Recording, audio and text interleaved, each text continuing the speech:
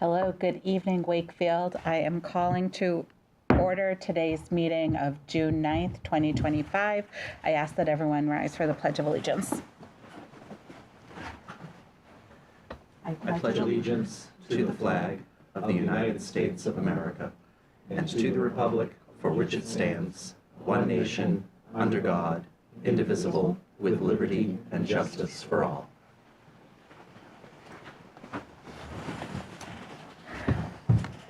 Okay, and moving on to item number 3, attendance. I am joined by Councillor Carney, Councillor Chines, Councillor Butler, Councillor Chrisley, and I think on the Zoom we have Councillor Constance. We don't see her. Yes, correct. Yeah, she's on her phone. Oh, she's on her phone. Okay, great. Yeah. So Stacy, just chime in when you want to say something. Very good, thank you. Okay, great. So all the counselors are here today. We'll move on to item 4, public participation. We all got a letter included from a resident in town, Eleanor Axelrod. Everyone saw that. It's part of the materials. Anyone in the audience here for public participation? No. Anyone on the Zoom for public participation? No one tonight. Okay, great. Moving on to item 5, action items. Item 5A, Eagle Project.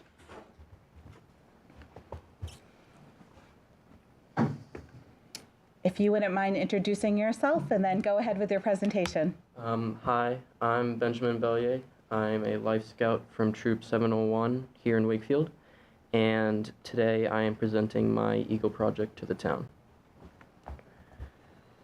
So just a brief description of the project. I will be building 2 picnic tables with one being a standard picnic table and one... So hold on just 1 second. Do you have his slides ready to go? No, they're just in the package. Yeah. Oh, they're just in the package. Okay. Yeah. Go ahead, sorry. So one of them will be a standard picnic table, and then the other one will be a handicapped accessible table.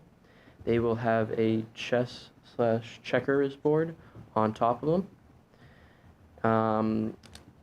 I personally love the game of chess, and I believe that if we build these, it will help with people, and then it'll give more people to have fun at picnic tables.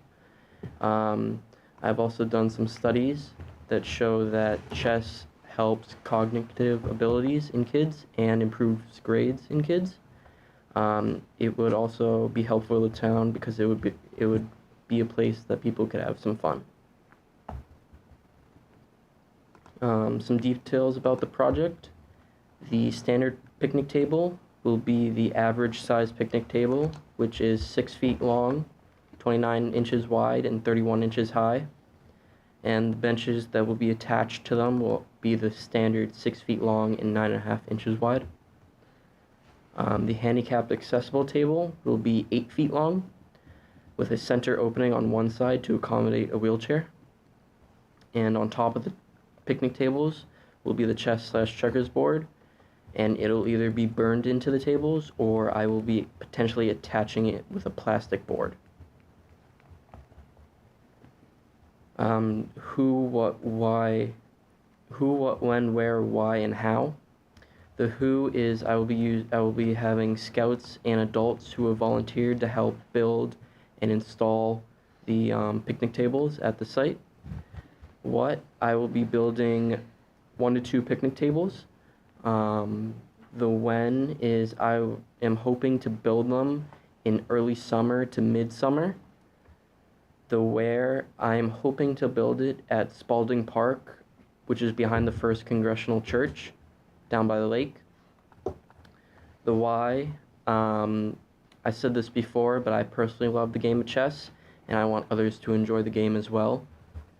And the how, I have had some adult friends and family who have offered wood shops to help build and store them until they are prepared to be moved to the installation site.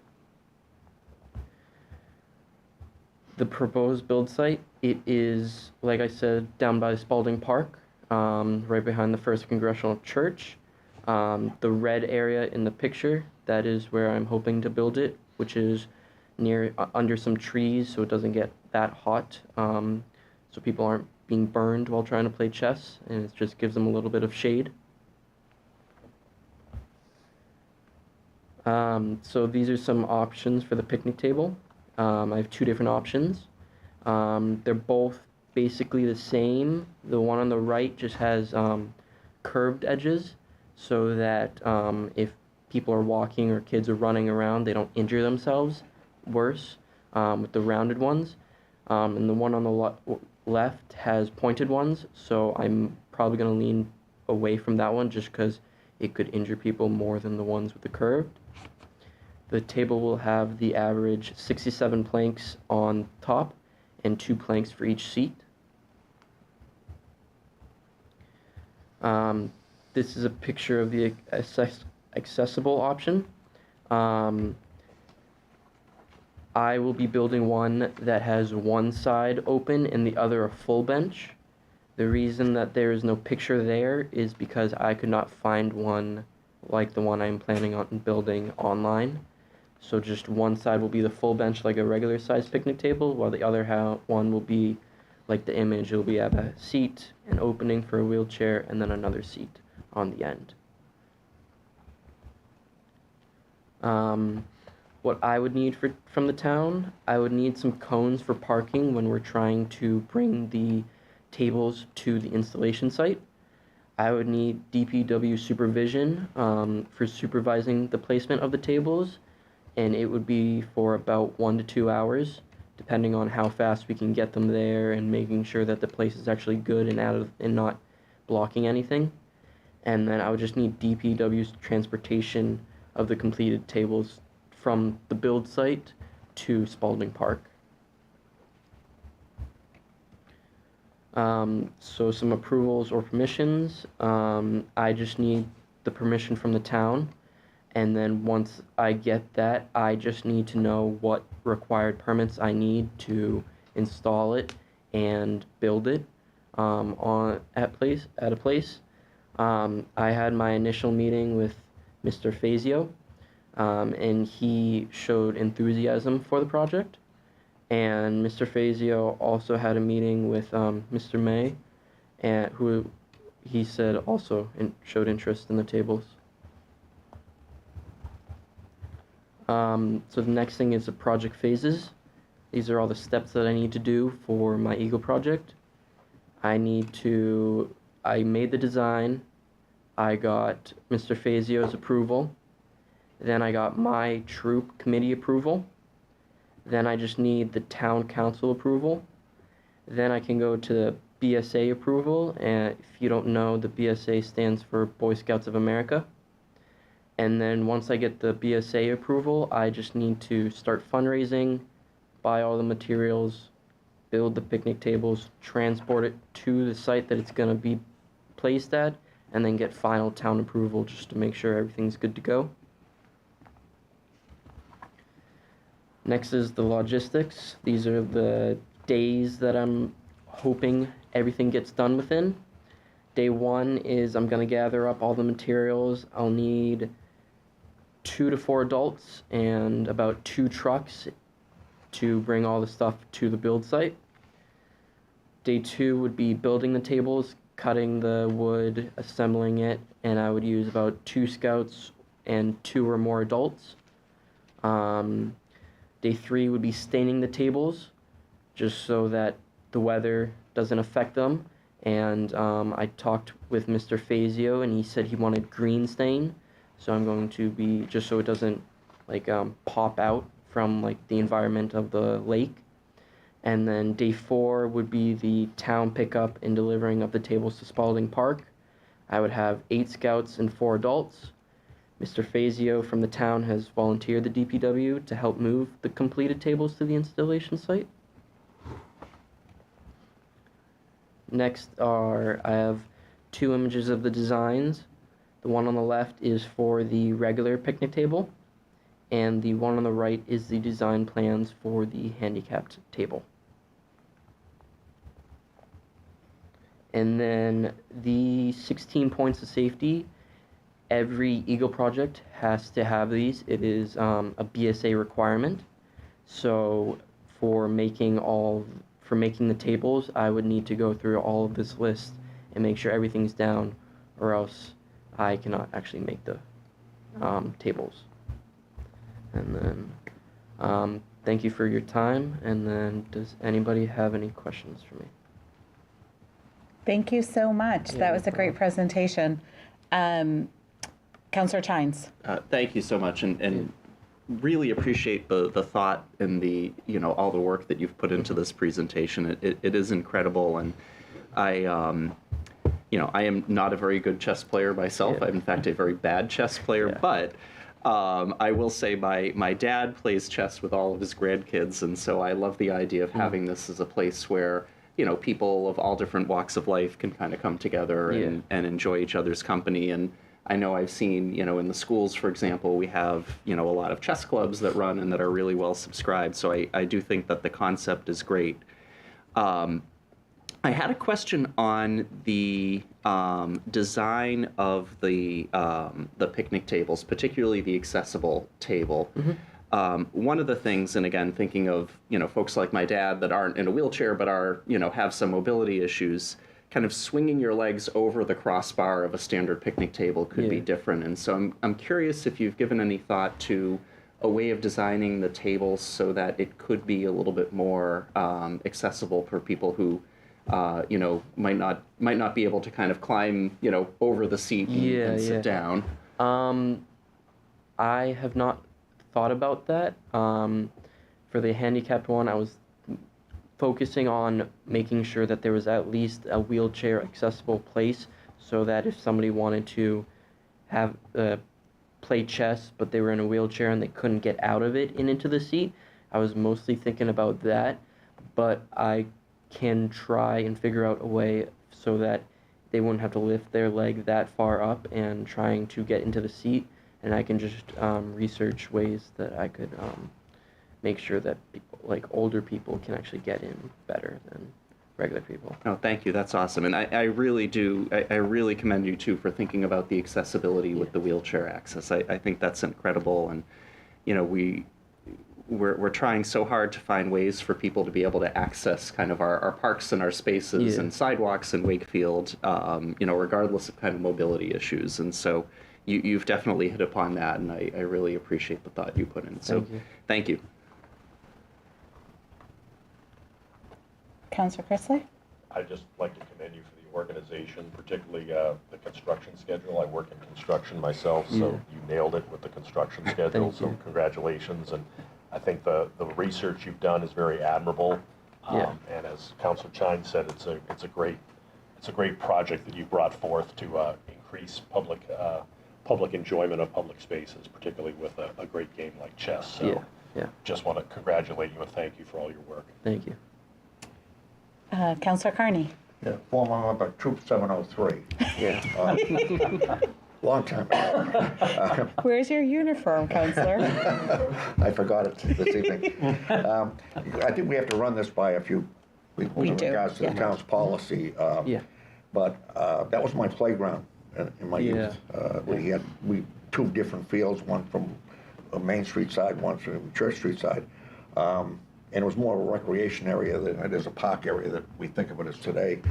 But, I want to make a point the fact that as much as there may be some concerns in regards to putting benches somewhere, which was voiced in a letter to the council tonight, the issue here is the fact that there's some more activity going on there. You got the boating going on, you've got the people down in the recreation area. I don't think kids are going to hang around when there's that kind of activity going around. And I think the concern is a lot of people, when you're having tables there, that some youth may hang there, and that in itself could cause some problems if it becomes a regular thing. But I agree with what Councilor Chine says. Thought possibly maybe some stools instead of benches. That way people could wrap their legs around it and utilize them. I think it's a great project, though, and I compliment you on your effort. Thank you. Counselor Butler? Sure. Now, You're setting up the tables, but you're talking about it as a chess and checkers place. Are you planning on having the sort of chessboards attached to the table, like physically? Yep. So if I were to do plastic chessboards, I would attach 2 of them on each table. Okay. Potentially 3 on the handicapped one, just because of that third accessible one for the wheelchair. If I don't attach it with a plastic one, I was planning on wood burning it into the actual table so that it would potentially not be stolen. Yeah. Yeah. I think that's a reasonable and fair assessment. And I think, we have had we've had I don't want to say some. We've had somebody who was a concern raised about neighbors and about people hanging out. Frankly, if people are hanging out, they can call and, people can hang out there now. So it's not, I don't think that's an overriding concern. I guess, is there nothing back there now? Like it's been, my kids have long since. So I believe it is obviously the playground, and then right next to it, the red area, is a huge grass area, and then some trees, and then the walkway. Okay. I do not believe there is anything there. I would spend a little bit since I've been back there, but I could double check just to make sure that there's nothing back there that would cause the project not to be there. It is commendable. I was Troop 728 in New York, and oddly enough, I was a Life Scout who quit before doing an Eagle project because it seemed too daunting for me. So, I commend you on making this effort, and it is an exceptional achievement, and you should be very proud of yourself. Yeah. You notice I didn't mention any merit badges. Yeah. So this is a great project. We've done a couple of these in the past couple of years, and they've been great. Steve, I'm going to give you a little homework. So as we mentioned, this falls under our structure and policy. So members of the community can weigh in and tell us what they think about it. Steve, if you could do some outreach to kind of the groups that Friends of the Lake and WCAN. We'll also and then, ask the Commission on Disabilities too. Yes, if they had any suggestions. please. And then I'd kind of think about other locations. I know this is a great location. I spent the weekend at JJ Round Park. It was completely busy. There's a playground there. There's actually no picnic benches, nowhere to sit. And there's a baseball field. Would that be a good location, kind of have all of the outcomes that you're hopeful for? Yeah, it would be a good location, but the reason I chose Spalding Park is because I wanted the area to be near a park, which could also be for JJ Round, but it's also pretty close to the library, which if I had extra money from the fundraising that I'm going to do, I was going to donate chess pieces to the library that could be rented out to people who want to play chess down by the lake. So I tried picking a park that was close to the library. So that was the closest one that came to mind, the Spalding Park. But JJ Round, if I needed to, I could always do it there as well. Great. I'd love, Steve, if you and Dennis could kind of explore some other areas, just because as someone who helped draft the structure policy, we might get some feedback about having it right on the lake. But I love that. And the head of the library sitting right behind you, and I saw her ears perked up as you mentioned that, because I was wondering how people would get pieces if they didn't have the pieces. And I thought working with the library and even the schools of being able to what is it called? The Library of Things? Is that what you call it? Yeah, Library of Things. We do offer chess classes now, and they're very popular. So, yeah, a lot of people, like Counselor Shines, I don't play well, but yeah, a lot of people play. Well, if the classes aren't on Monday night, we should all join. So that is great. So we have to keep this open for 30 days. The information will be on our website. People can write in. Steve will talk to some of the organizations and talk to some of the other folks. And then hopefully in 30 days, we'll see you back here. All right. Thank you. Sound good? Thank you so much, Ben. Thanks so much, Ben. Great job. Have a nice day. Dennis is very high on this project. Huh? Dennis If you're Fazio is worried very about people interested. hanging out, I think putting it in JJ Round is like, A lot of empties there on Sundays. Well, we'll have that conversation. Okay, moving on to item 5B, special town election, June 24th. Madam Chair, I move to approve the special town election warrant for June 24th, 2025. Second. Great. So this warrant is ahead of you. I think it's been cleared by the town clerk. Polls will be open from 7 a.m. to 8 p.m. Any further discussion? Mr. Mayo, do you know absentee ballots available at town I think hall? they'll be available maybe as soon as tomorrow. Excellent. Warrant had to be Yeah. approved. Yep. Any other discussion? Okay, roll call vote. Stacy, Aye. John, Yes. Doug, Yep. Jonathan? Yes. Sorry, and John and myself, yes. Okay, thank you. And as Councillor Chine said, that the ballot should be available hopefully as soon as tomorrow. You can go down to Town Hall and vote if you are unable to make it on Tuesday, June 24th. Item 6A, farmer's market permit.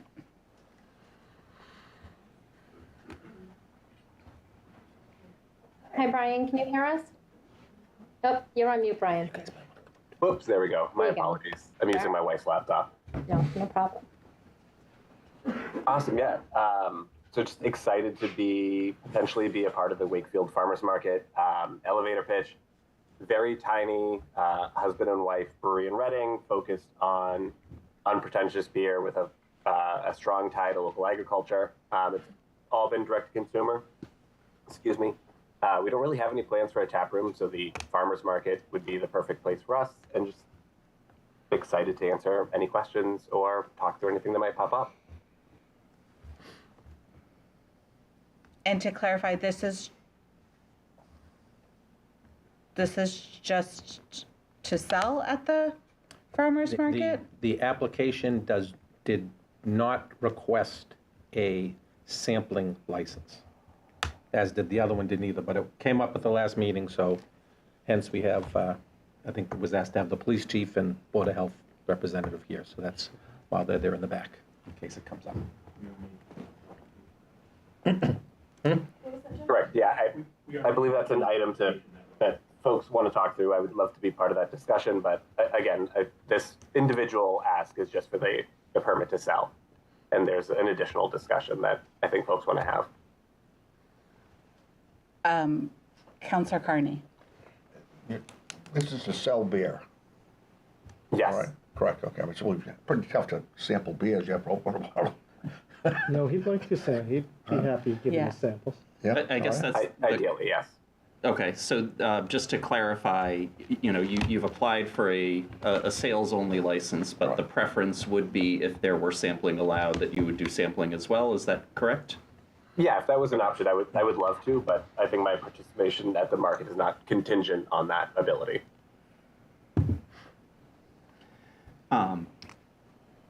So, Madam Chair, could I suggest maybe we act upon the license request first, and then I think kind of have the discussion about the sampling policy, if that makes sense? Sounds good. Yep. Do you have a motion? I do. I move to approve the sales license for, Time and Materials beer as presented. Second. Second, great. Any further discussion?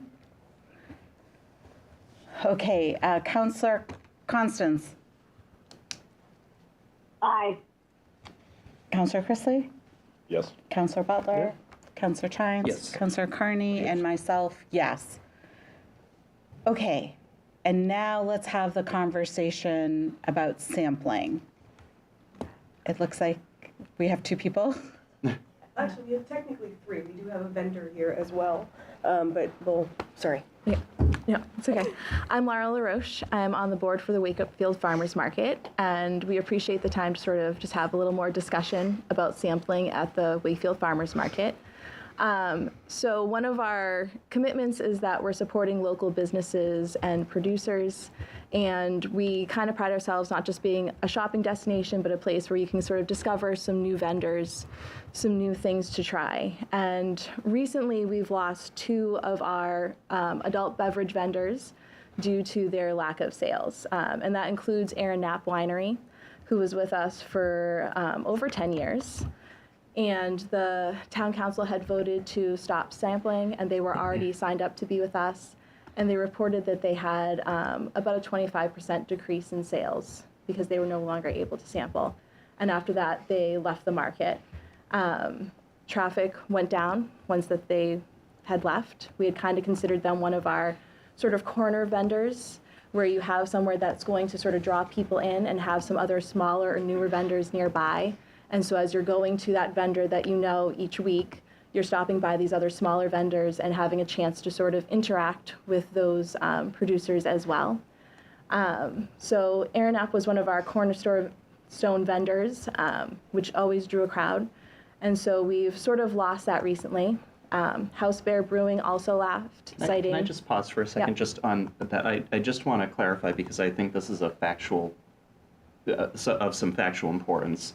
Aaron Knapp did not have a sampling license. They never applied for a sampling license or were granted one. So I don't know to what extent, sampling was happening or not, but I do think it's important to clarify there was 1 year where they requested a sampling license, which we had never granted before, which was why it wasn't granted that year. But they had not, at least in my 6 years on the council, they never had a sampling license. So that's good. Thank you. Yep. Sorry, but continue. I just wanted to make sure we clarified that. Okay, thank you. So right now we only have Bliss Point Meadery. That is our only adult beverage vendor right now. And so we find that customers are more likely to purchase things when they're able to taste them and try them before buying. Especially, you want to make sure you like something, you want to be able to try it. And so it also gives the vendors a chance to really sort of tell their story, explain how they're getting their produce.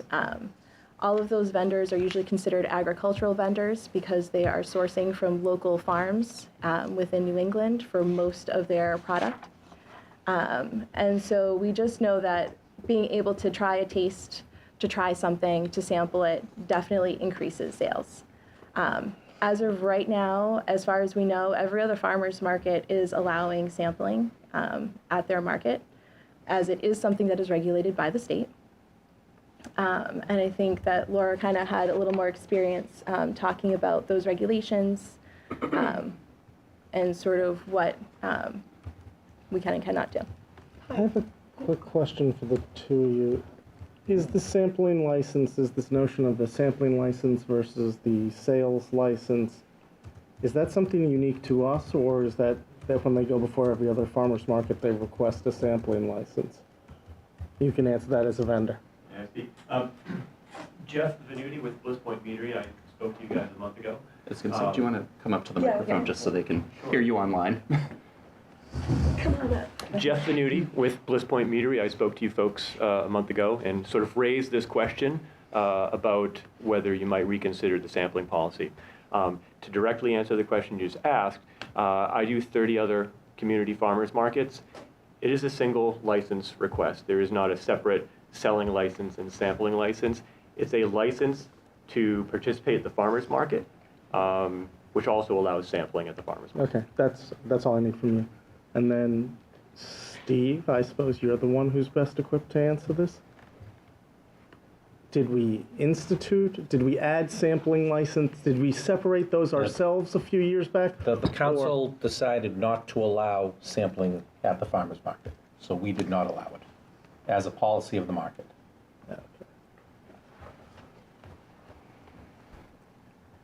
Can we have them finish their presentation and then, sorry. No, yeah. Absolutely. Good, sorry. So my name is Laura. I'm new to the Wakefield Farmers Market. I'm the new assistant manager. This is my first one of these, so this is a little nerve-wracking. I have a little bit of a different background as a vendor, not alcohol, but so sampling is crucial in any instance to sell a food product, right? Try before you buy. I also have extensive experience in bar management, restaurant consulting. I am TIPS certified, which is I think in Massachusetts, it's the alcohol certification, as well as our vendors are also certified and require their staff to be certified. I think, obviously, I won't dance around, I'm sure being in a public space, there are concern with alcohol samples. And I think a lot of, our vendors and vendors I've worked with at other markets are always very aware of how big their samples are. Jeff does half-ounce pours if somebody is, and to give you an idea, a half-ounce sample is a tablespoon. Your average glass of wine that you drink at home, well, at a restaurant, I know my pours at home might be a little bit larger after a really long week. Good laugh. But they're typically 5 ounces. So that's 10 tablespoons. Our vendors cap their samples no more than, it sounds like 4. Jeff has done this hundreds of markets. I've seen him at multiple markets. I've seen him in action. People have 1 to 3 samples. Sometimes they split them with their partner, significant other. Usually not a big crowd sampling at 9 to 10 a.m. Sorry, I keep looking back at Jeff, not.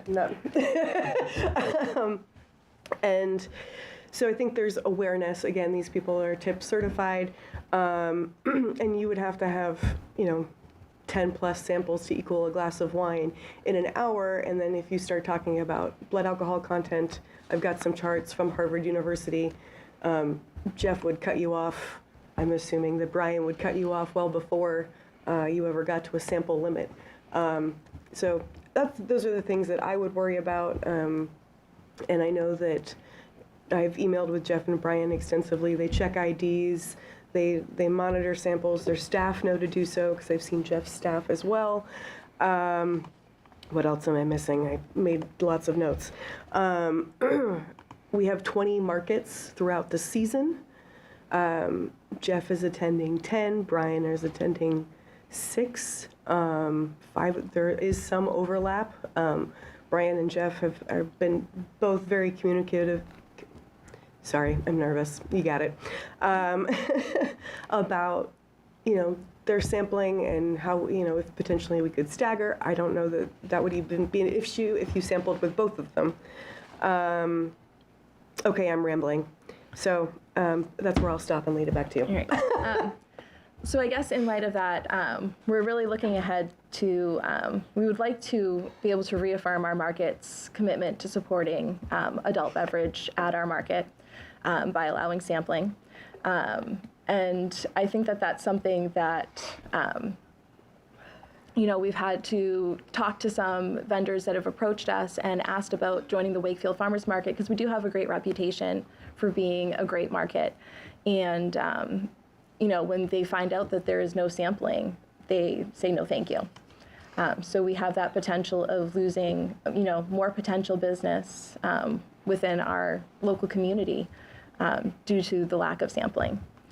And so I guess I just had a few questions that I didn't know if Chief Scory would be able to answer, but has there been any reports of any sort of misconduct or issues surrounding our farmers market or anywhere nearby that has sort of led to this this decision or concern?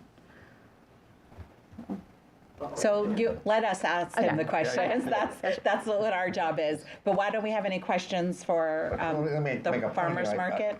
I left a prior meeting thinking that we were in the process of Board of Health with the police department promulgating some rules.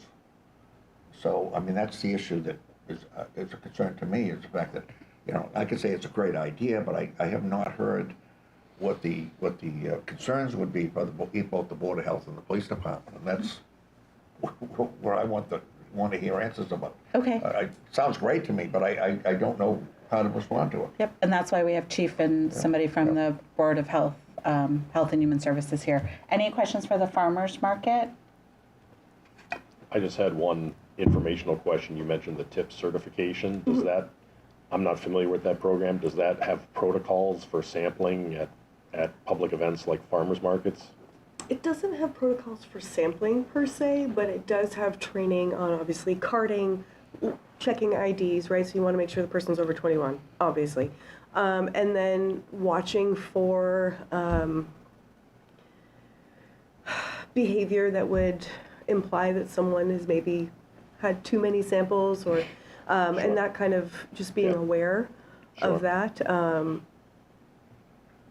I think, yeah. I think you've answered my question. I was just wondering if that was part of the It's like a certification. part of the 4-hour-long training that's incredibly Counselor tedious. Butler. Okay. But tip certification is really around like bars and restaurants, right? It's for serving alcohol, bars and restaurants and liquor stores primarily, right? But they're selling I mean, they alcohol, would so be, they'd have to. they'll Yeah. will all the people who are selling at the market have to be tip certified as well? Only the The vendors. training is generally geared. The vendors, I mean, not, Yeah, the vendors, Sure. not every vendor, not but the every vendors vendor. that The vendors sell who are alcohol. selling So that's booze why would have to be tip certified. Brian and Jeff are here, and Brian has sent me his, and I think you sent me yours. I can provide mine via Yeah, email. no. That's, Okay. But you're correct, it is geared towards bartenders primarily. Right. Many markets do require alcohol vendors at their farmers markets to be tips or serve safe certified, just out of an abundance of caution. Right. Yep. And I would say, and do you feel like you could potentially onboard, maybe not this year, but it would help you with adding more vendors either next year or potentially even this year? Yes, House Fair Cidery would come back. I know that. I mean, that's why they actually have backed out, and I'm sure Aeronaut would come back.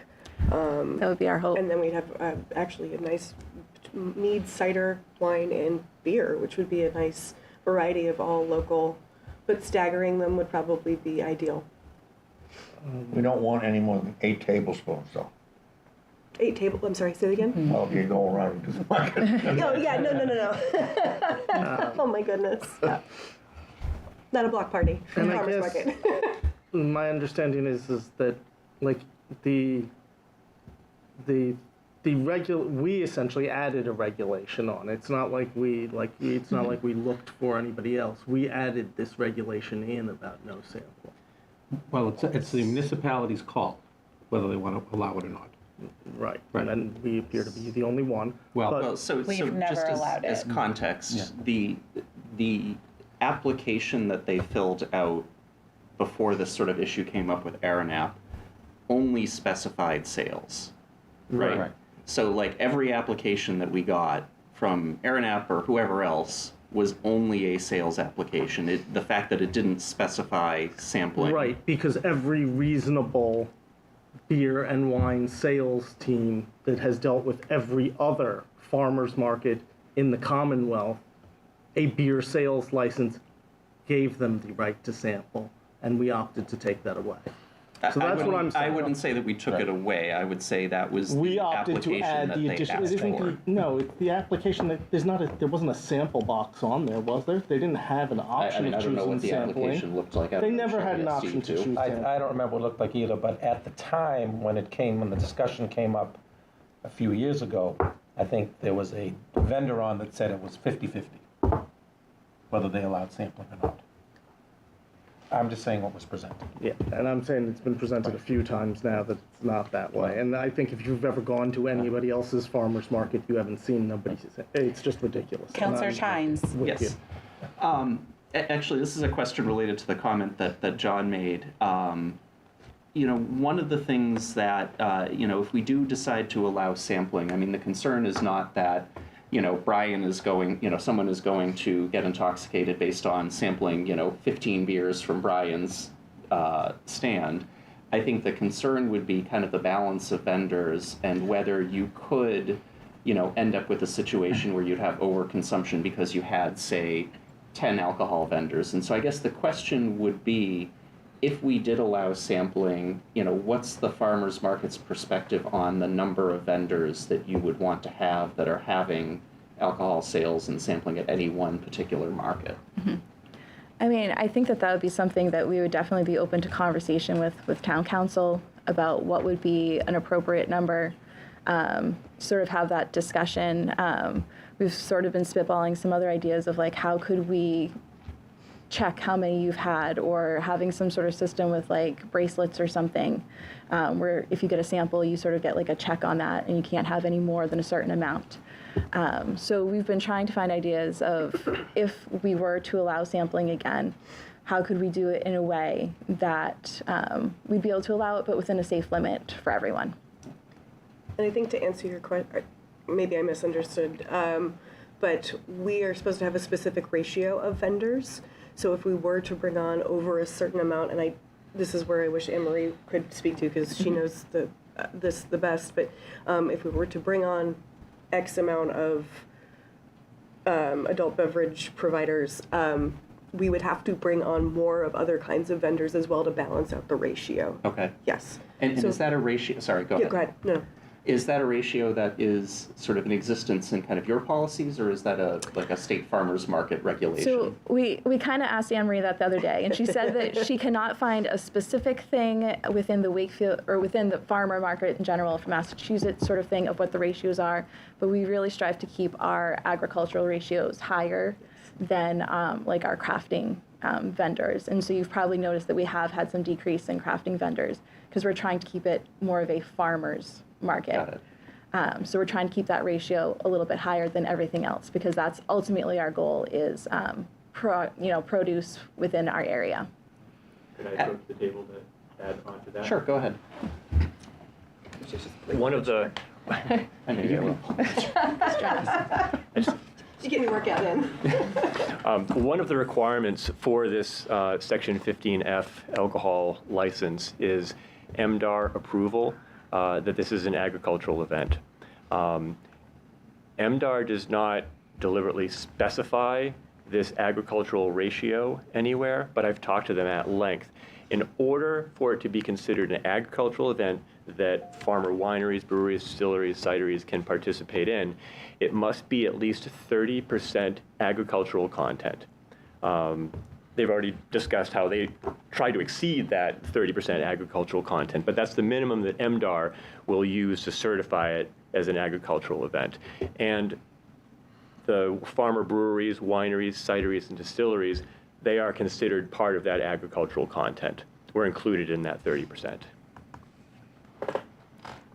Okay, so thank you. That's really helpful. The suggestion I would have is if we do move forward, I think it would be helpful, and I think the Farmers Market Board does a good job of thinking about this, right? You're always trying to find that right balance of vendors, and I think it would be helpful just to make sure that if we are looking at expansion of adult beverage vendors, that we do have some parameters around how do you sort of keep the intent of the farmers market as a community event and not something that could turn into kind of like a beer tasting fair.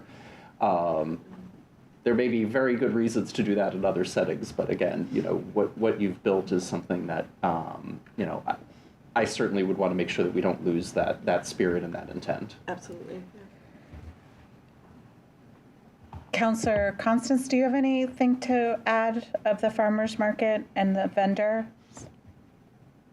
It was very interesting to me to hear that we are one of the only markets in our area that does not allow this. And now that we're hearing that there is a competitive disadvantage, I would be very strongly in favor of allowing sampling in order to maintain our competitive position and to allow the market to have some attractive agricultural local vendors in the way that that's been described. Okay, thank you. So why don't we have Chief Scory, and I think Liz Parsons, you're here for this as well? We also have Anthony, the health director, on as well. Oh, perfect. Yeah. Anthony, can you hear us? Yep, I can hear you guys. Anthony? Yep, I can hear you guys.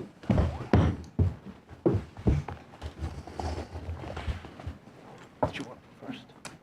What do you want me to go ahead? Good afternoon. So I was here back in April of 2023 to voice my opposition to sampling at the farmers market. And I oppose it for a number of reasons. Number one, we've never had it. And I don't see the need for it for a number of reasons. I'm obviously not opposed to vendors selling their product at the market. However, I just don't think sampling is necessary, especially where there's nobody on site to enforce the rules of sampling. By law, each vendor can give up to 5 1-ounce samples. And to echo the concerns of Councilor Chines and Councilor Carney, right now we have a small handful of vendors that are applying for permits. But what happens when we have 8 to 10 vendors that want to provide sampling?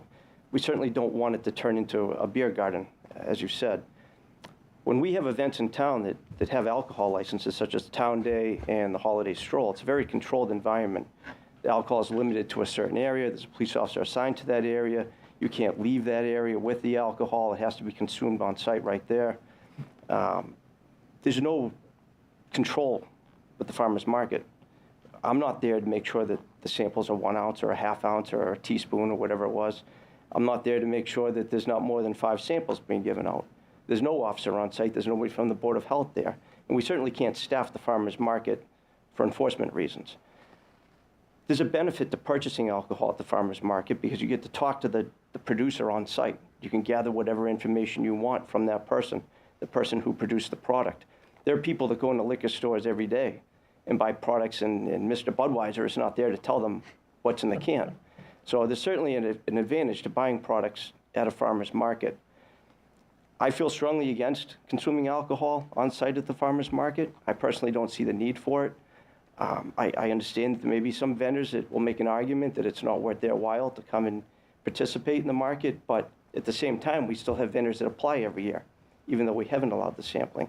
So my position has not changed. I don't see the need for it. I don't think we should allow it. I don't think we need another event where there's alcohol being served, and I don't think we need it being served when it's not a controlled environment. And my position won't change on that. Anthony? Can everyone hear me? Yes. Yes. Oh, great. Thank you. I just wanted to say thank you to the town council for having us on to discuss this. I'm going to keep this brief because we have Liz Parsons. She's really the expert in all this. But I just wanted to give a little bit of background. I think the idea of sampling at the farmer's market really kind of falls into a larger conversation that I know the council is interested in having as well about alcohol and its place in our community. I know that there may be a discussion later on, a kind of more extensive discussion about regulations for alcohol, but sampling seems to have come up first. And so I just wanted to make sure that we had, like a detailed discussion about what all the implications are for having sampling and how sampling can open the door for other things as well. That we want to just make sure that all the questions are answered about how enforcement might happen, how we might make sure that the guardrails are in place if this were to be considered. But I wanted to introduce Liz Parsons.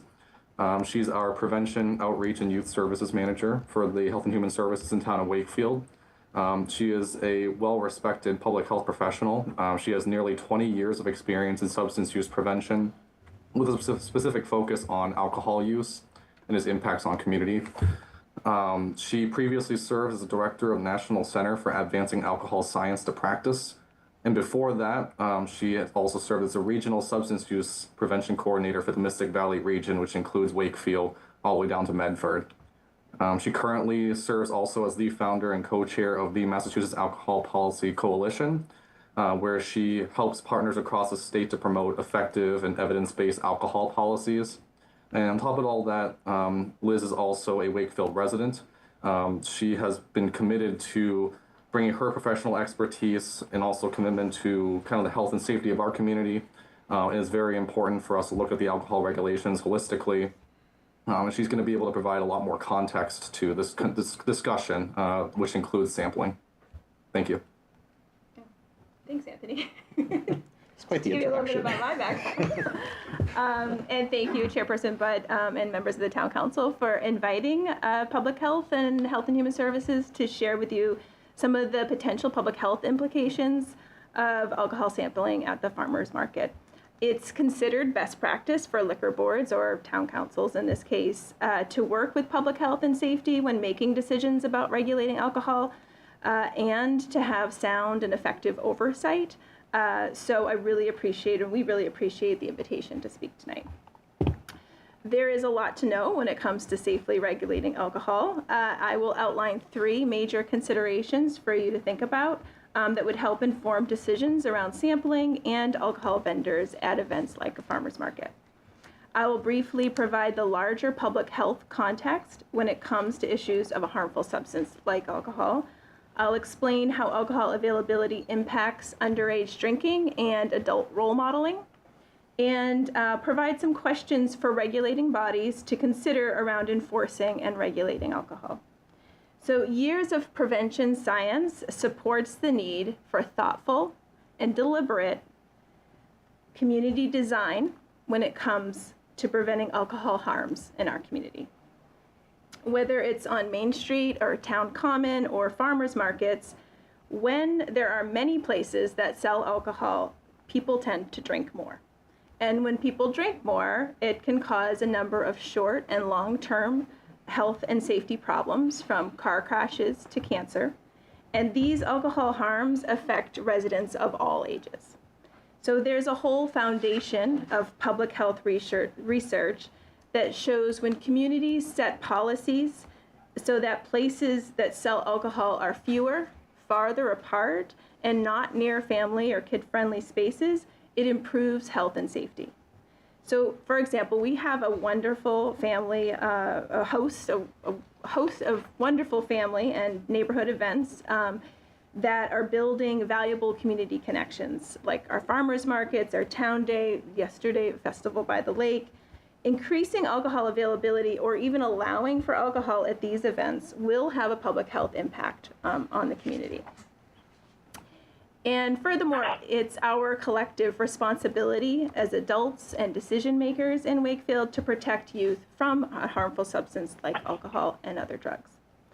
So being thoughtful about where, how, and when alcohol is sold in Wakefield, it benefits all residents, especially our youth, who are particularly vulnerable to how we set up our community.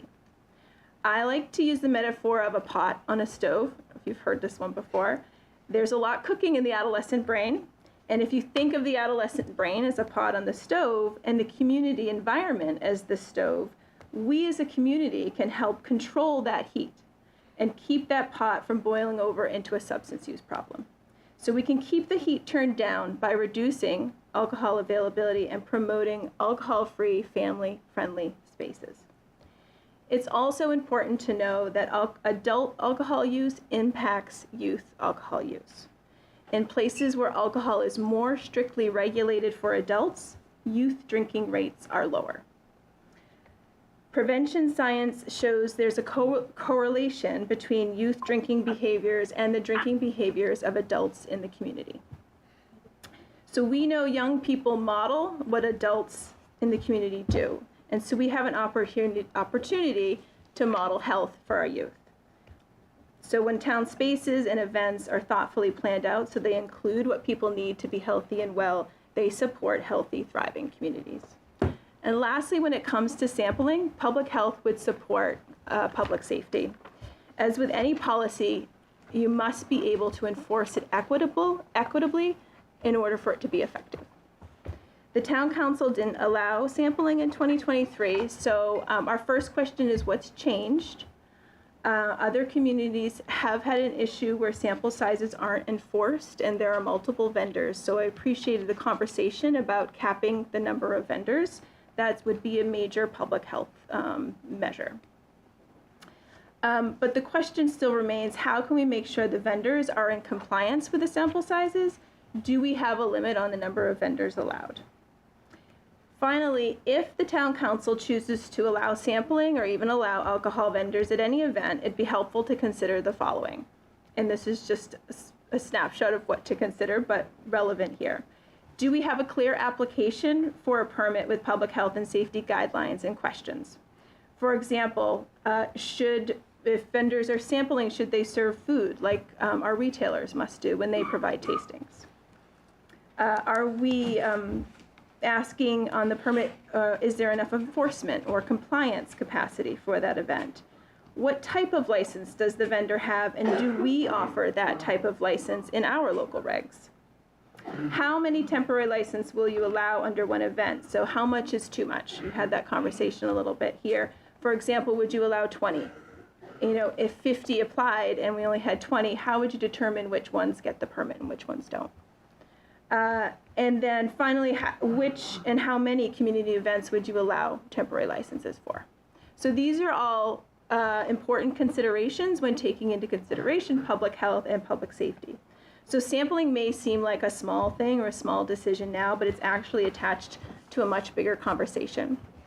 So although you may make a short-term decision now, another option would be to take a step back, allow time to fully vet the regulations so you can review the bigger picture and be proactive about that thoughtful and deliberate design that supports our healthy and thriving communities. Thank you.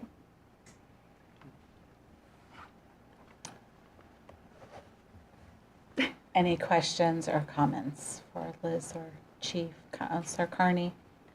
Yeah, I'm kind of betwixt and between here, and I'm looking at the big picture, and some of the things you've said are very relevant with some decisions we've made in the past couple of months, and the fact that we now can expand the amount of beer and wine licenses around town, and that fits right into the discussion we've had here. And I respect what you warned us of, and I think that's a great warning. I'd be concerned about changing the policy at this point in time, like personally. I think that I haven't been convinced that it's going to harm the farmers market, which I think these folks do a great job. I think I know that they'd like to do more, but I can't appreciate taking any chances for the purposes of in any way affecting public safety to get down that course. Chief, can I ask you, do other farmers markets, do you know, have public safety there during the farmer market hours? I don't know for a fact, but I would seriously doubt it. Staffing is such an issue everywhere. Yeah. And yeah. Obviously, staffing a patrol shift takes priority. And where the farmer's market is on a Saturday, where the officers only get every 5th and 6th Saturday off because of shift work, it would be almost impossible to put anybody there, put an extra body there. And the, Oh, good.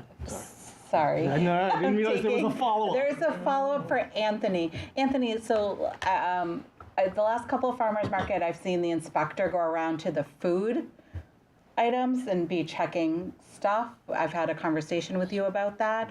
Who would check, who checks up on the alcohol sellers? Is that actually nobody? Well, it's the purview of the town council, and the Right. enforcement arm is the police of the town council. Right. Yes. But it has not been one of my duties to go and check out. We have not done that, but that would Haven't fall measured under. sample sizes. I have not been doing that. Changes during the day, right? Right, who checks out that my kids are not buying mead at the farmer's market? That's just done by the vendor? There's me. I wasn't sure if there's some sort of inspector that has But like there done the are fake inspectors for the cigarette food. sales. Like there's somebody who goes around, checks the temperature and checks, because I've seen that in at previous farmers market. But in terms of the alcohol, the sampling or the selling, right, making sure that they're checking IDs and things like that, that falls on us. That falls on the town council and the, oh, sorry, Anthony, did you want to answer? No, that's absolutely right. As currently constructed, Liz is right. It falls upon the town council, and in this case, not to put Chief Scory on the spot, it's the police and is the enforcing arm. Okay. No, I mean, I'll let somebody else go. I'm sure I've got a battalion of questions. Councilor Chrisley. Liz, thank you for your presentation, and thanks to Anthony for a great introduction there. So I'm not an expert in anything that you talked about, but I think you mentioned like your top 3 things from a public health perspective is, I heard you say the capping of the number of vendors, and the representative from the farmers market kind of talked about the same thing. Would that be one of your primary levers for regulating alcohol use at the farmers market if we want to consider sampling in the future? At the farmer's market or anywhere, yes. Limiting the, like I said, the number and how close together and where they're located or where it's offered, sort of in youth-oriented spaces, If you can help control for that, that's a huge protective public health measure. Okay. As always, a lot of people don't know this, but there's no safe amount of alcohol use actually. And so less is always more when it comes to protecting public health and alcohol. Mm-hmm. And especially, as I mentioned, youth and those growing up, surrounded by vendors or retailers or public drinking events are exposed to, that availability. Right. So it sounds like the factors we're balancing here is capping the number of vendors from the public and health and safety perspective versus the issues that the farmers market presented, which is keeping it an agricultural event and still having some amount of sampling to attract a variety of vendors. So this sounds like something you wrestle with in your professional capacity. Well, I don't wrestle. I mean, it's always less is more is the public health science. Okay. But, we welcome and are willing to continue to work and collaborate and advise you and answer any questions we can. The farmers market's an excellent event. I love it. I go as much as I can. And so we want to, provide the information and be a support to you as you make your decisions. Thank you. Councillor Chines. Thank you, and thank you both for just the expertise and the the thoughts that you brought. I as Anthony and Liz mentioned, and I mentioned in kind of a prior meeting, we are overdue to kind of look at our alcohol regulations in total, and I do hope that that's something that this council can collaborate with the Board of Health and the Health and Human Services Department and Public Safety on, because there are I think other questions that we need to look at. My preference would be to kind of continue this discussion as part of that process. I hear the farmers market board and hear that this is a barrier to bringing some vendors on. Given that the farmers market is starting in 2 weeks, which just as a side note, everyone should go because it is one of the best things about the summer in Wakefield. 1 week. Oh, is it 1 week? Oh, it's the 14th. I thought it was the 21st. Even better. The point being, though, my guess is that you're probably not going to get, an air nap back for this season at this point. And so I do think we have some time to kind of think about this in a thoughtful way, to collaborate with the farmers market and the board to decide if we do allow sampling, what are the appropriate parameters that we would allow. I would like us to figure out a path forward. Candidly, I would like us to figure out sort of a safe and responsible way to have sampling. And I think there's a way that we can do it if we take the time to kind of look at this holistically and, kind of move this discussion beyond just, kind of a simple yes or no and kind of address some of the things, Ms. Parsons and Chief Scory that you've brought up. And so my preference would be to, have folks kind of take this back, work together to come up with, some policy parameters that we can have a broader discussion about, kind of without the pressure of having a vendor right in front of us that is looking for a license today. Councillor Constance, did you have anything to add?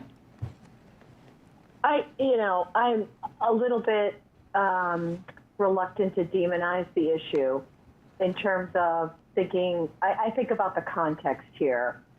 We're not talking about a beer garden on Main Street. We're not talking about a new license, at the Cumberland Farms. We're talking about a farmer's market of local producers who are principally agricultural in nature.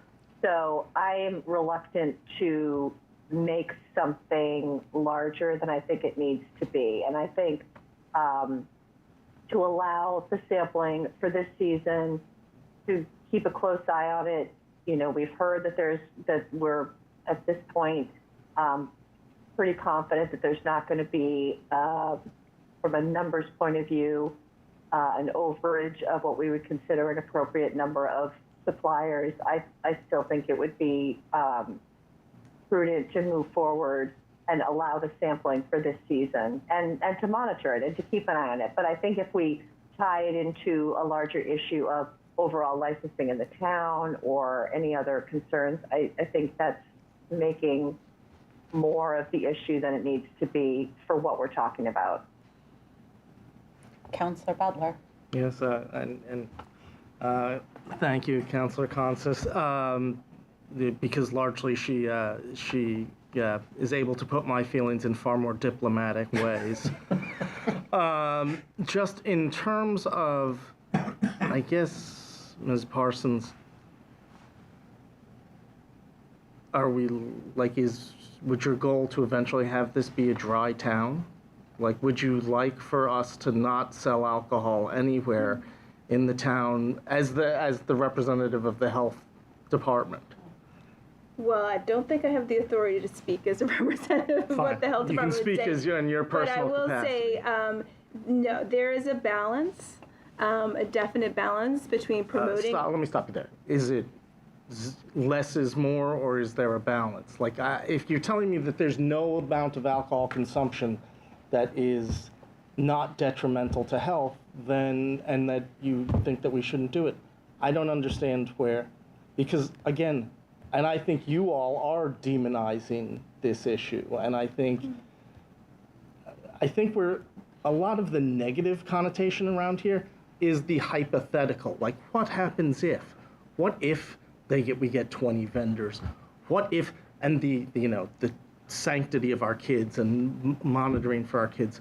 Listen, this board has allowed every single liquor license for a liquor store to come up without discussion. We've spent more time talking about giving out half-ounce samples at the farmer's market than we have on the 50 liquor licenses we've approved in the past year, or whatever number it is. I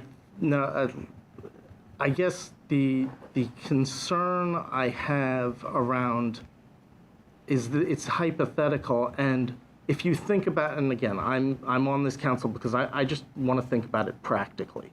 So practically, a vendor is not going to give out, 8 samples to the stumbling drunkard who's, not going to be buying mead from him anyway, or beer or wine or whatever. They're a tiny business. They're not in the habit of giving away half of what is going to be a very expensive relative to the nips the thing gets somewhere else. Although, do we not sell nips anymore? We sell nips. We sell nips. We didn't ban nips. God, we didn't ban nips, but we're gonna keep samples away. Like, I could get on board with the nips ban. But it's something we could talk about with the broader review of the alcohol policy. But that's the notion, is this notion that this is not an alcohol policy. This is I'm saying, the farmer's market is not screaming it, but they're saying, look, we could kind of use this help. And we expressly, not this we, some of the we's here, expressly in 2023 banned them. I believe prior to that they were giving out samples and they just never asked. They were not licensed to do so. They were, right, but they weren't not licensed to do so. The application, you marked off sampling or selling. Yep. I vividly remember, and so the vendor at the time did not mark off sampling. Okay. Because we didn't have the discussion. No. Because they told him if he marked off sampling, you'd never get a license, he'd never get approved. So it's a ridiculous offer. I don't think that's actually the case, but. You don't think that's the case? I don't. I think Put there your was. hand on you guys. I think if we went back and looked at sort of the discussion at the time, I think the issue is exactly as Chair Butt recalls it, that they had never kind of requested sampling. There was an option to do so. Whether they were sampling or not, I can't say, but. Again, so not for the previous one, but nobody's going to be getting drunk at the farmer's market. Even if we had 5 vendors, nobody could get drunk off their 9 ounces of alcohol. Mm-hmm. They're not getting 9 ounces of Everclear, they're getting 9 ounces of a beer. Yeah. If it's helpful, I just wanted to chime in. I can appreciate Councilor Butler's point of view. I know some of this is difficult to grasp. It seems a little more abstract. Difficult to grasp? Anthony, stop being condescending. No. I'm just saying. I think we're also. Oh, I apologize if that's what I'm coming on. I'm just trying to figure out the best way forward in terms of this discussion. We're also operating on the hypotheticals of the vendor. I'm not saying the vendor would, but you're saying the vendor wouldn't serve the person who is apparently drunk at the event. They wouldn't be over serving. They're a small business. They wouldn't do that. I think it's prudent to have the discussion still revolving around the public safety issue that we also haven't addressed, which is the enforcement part of it. There is still a lack of capacity for that as well, right?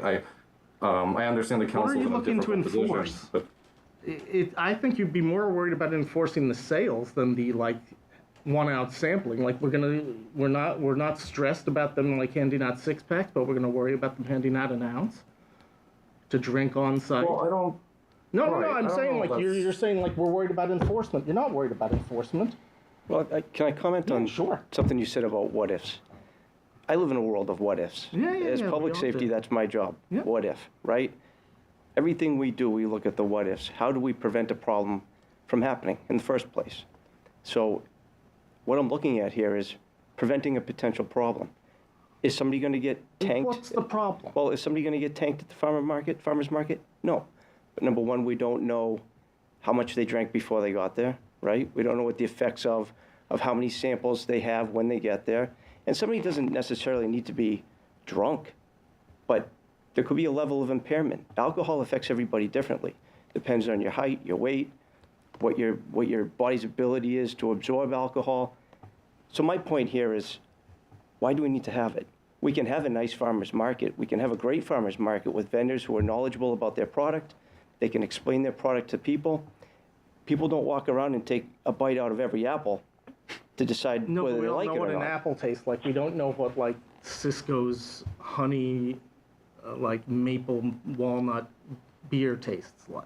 So to answer your question Well, and about we my position also- here, I'm about the what ifs. Yeah.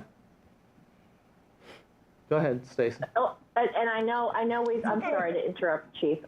We also, it's clear that we all recall, whether it was sanctioned or not, that there was sampling at the market in prior years until, I'm guessing it finally came to light at the town council, and then a formal policy was enacted. But I'm not hearing anybody over the past, time that we've been discussing this say that it was problematic at that time. So to me, we also have a history here where we at least can recall in our memories and practice that for several years we had a practice that was not problematic. So to me, that also weighs towards allowing it. And isn't problematic in any other community. That's the other thing. Councillor Carney. I missed something here. We allowed sampling at one time and we cut it off. Where did I hear that? It wasn't No. official. We never allowed sampling. So sampling's never happened in this town. Well, It was happening without It may have been permission. happening without a license. It Not may have been. Do not we know officially. It sounds to me like not officially. But I don't know about anybody else in the room, but it's certainly my recollection that there was, I'm recalling that wine merchant allowed samples or provided samples. Allow is not the correct word if that wasn't officially sanctioned. It sounds like it really didn't come to anybody's attention, as it sounds to me. It wasn't raised one way or the other. That's what, reading between the lines, what happened. And then it did come to folks' attention, and it was addressed in terms of a prohibition, and now we're seeking to make an affirmative allowance.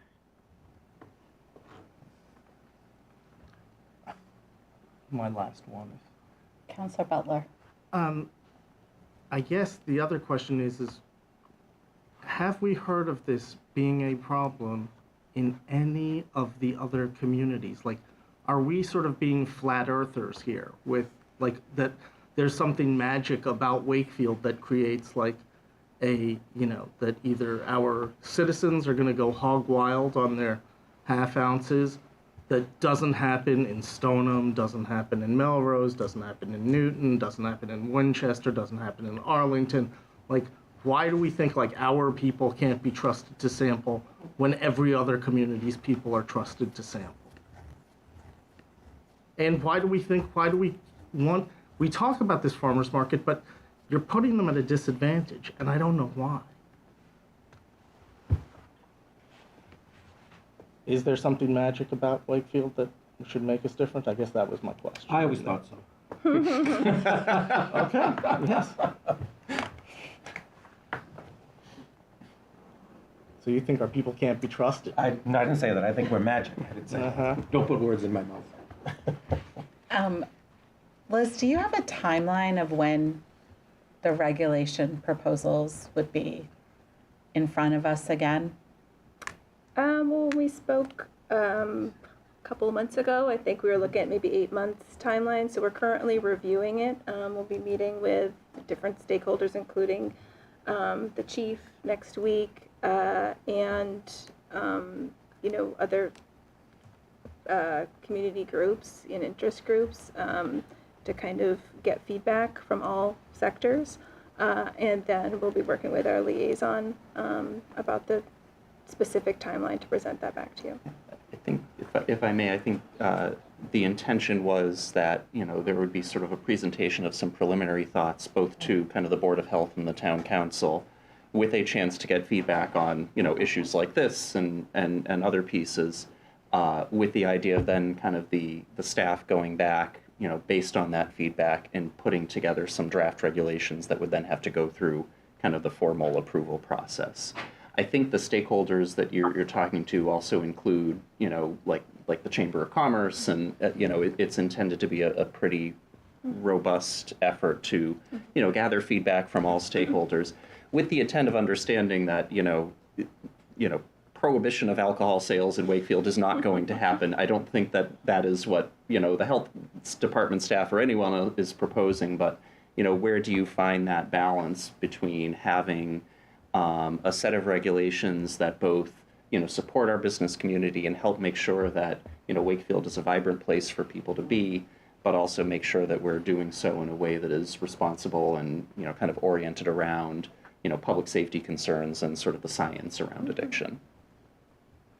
And it seems clear to me that when we get to that point in 8 or so months, based on what we've heard tonight, it seems clear to me what the recommendation is going to be in terms of the farmers market. So that will not be a surprise to anybody when we get to that point, based on what Liz and Anthony have presented tonight.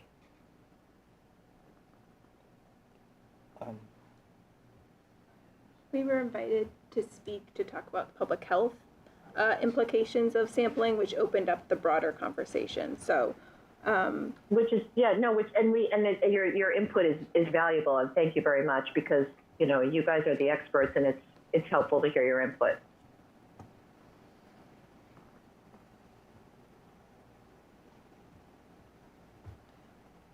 And could I just from a process standpoint, I think the 8-month time frame that started a few months ago. Yes, so we're not 8 months from today. We're like 4 months from today, or whatever the case may be. I guess I'm suitably concerned that we're crafting a surreptitious, either crafting a health policy that is going to lead to a dramatic adverse economic policy on the town. And I would caution us to be very wary of doing something like that. And I would caution our council representative to not be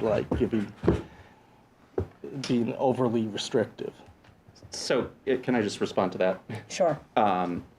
This is not surreptitious. This will be coming to the council on multiple occasions for discussion, and the Board of Health, both of which are public meetings. Mm-hmm. Again, the intent is to get feedback and buy-in from the Chamber of Commerce, I would say also the Economic Development Council, and stakeholders that are very much interested in promoting the business community in Wakefield.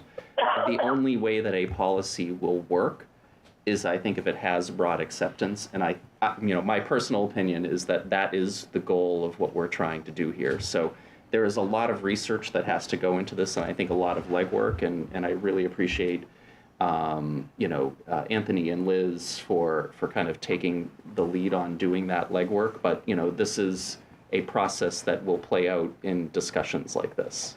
Okay. Councilor Carney. Yeah, I just want to point out that a month or so ago, I spoke against liquor licenses. So don't say that it's not been talked about before. I question the issue of expanding the amount of liquor licenses in Wakefield, the fact how it's going to affect the market in Wakefield. But based on what we heard from the Board of Health representative tonight, we're sending a message, is the way I'm looking at it. And for the purpose of the little amount of alcohol and the little amount of effect I think that we're having on the farmers market, I think we're sending the wrong message.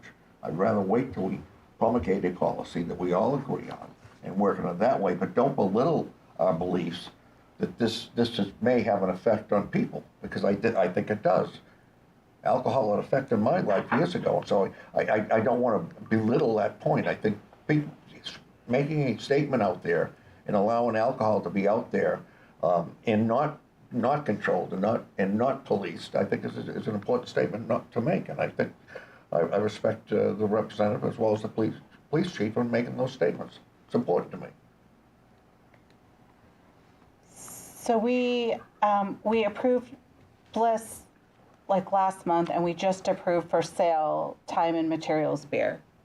I don't think there seems to be any other motions or votes today.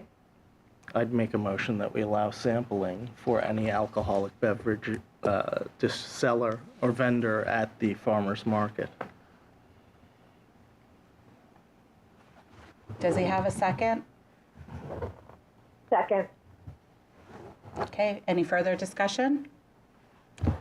Councillor Chines? Again, I want to stress, I am not opposed to sampling. I actually would like to figure out a way where we could make sampling happen.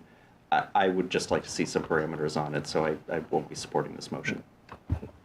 I just think we don't need to endlessly think through things all the time. But yes, I think this seems to me a no-brainer, but it clearly isn't, I guess. Okay, Councillor Constance.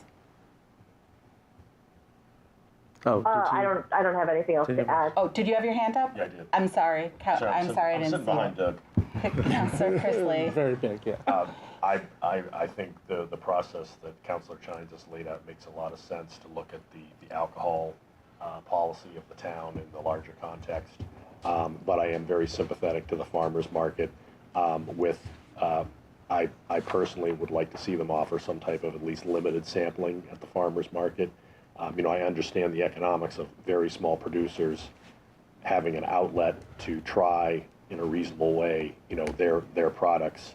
I'm certainly in support of that because obviously big manufacturers can go to any number of liquor outlets where they have access to selling their products. So I think the process that Councillor Chines has laid out is thoughtful and deliberative, and I support that process.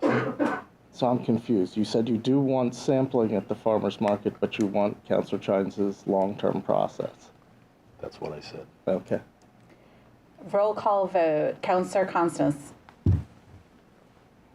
I just to clarify, just so I'm making sure I understand, the motion is to permit both the licenses that we've approved and to permit sampling. That's correct? Correct. At the farmer's market. Yep, for this season. I would vote in favor.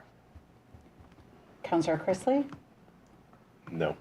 Councillor Butler? Yes. Councillor Chines? No. Councillor Carney? No. And Councillor Butt is a no. The motion fails. Thank you. Okay. Thank you. Thank you. Thank you.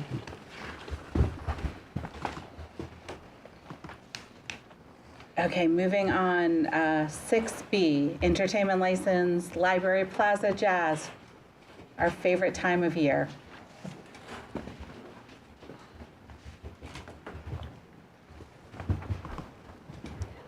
Hello. Thank you for inviting me for this hopeful approval of the license. So do you have questions about the summer? We will be doing jazz. I had to write this down. I was on vacation last week, so I had to write everything down so I would know. This year, it starts June 26th. It ends September 4th, and it's from 6 to 8, as it always has been. But what's new this year is we're going to have Inspire Cafe offer refreshments. Right. And we're going to see how that works. For several years, we've attempted to get refreshments on the plaza, and it has not. It's a difficult night. Thursday nights for businesses, food businesses are difficult. So this will give us a good idea of, if there's money to be made, or how that would work. And then for future years, we'll be able to use that information for other people as well. But I'm really looking forward to it. Because I notice when I watch, I don't know if any of you have gone to Plaza Jazz, I think it might be a New England thing. People don't move.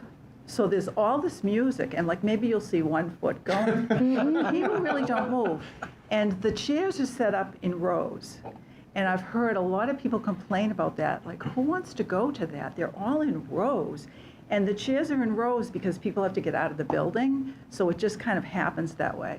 So we're going to try to throw the chairs around a little bit and make it a little more comfortable.